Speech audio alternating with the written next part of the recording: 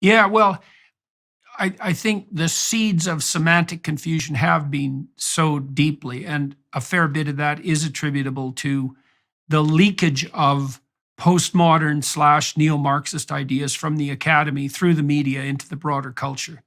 So you were definitely picking up on some of that when you were interviewing people.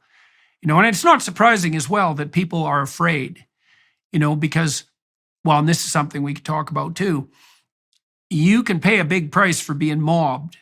And I know a lot of people who've been mobbed. I've probably talked to 200 people who've been effectively mobbed, and some pretty high profile people like Jay Bhattacharya, for example, and Jonathan Haidt, and many, many others, many professors I know, and public figures. And typically, my experience has been, and I've been mobbed lots of times, and it hasn't been particularly pleasant.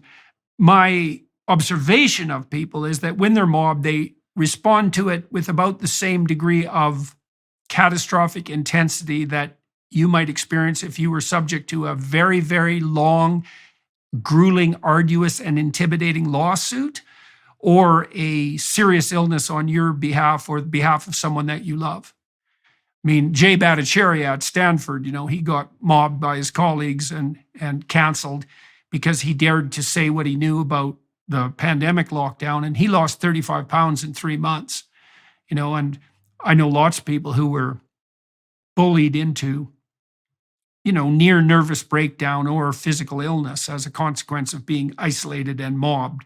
And so it's not surprising that people are afraid.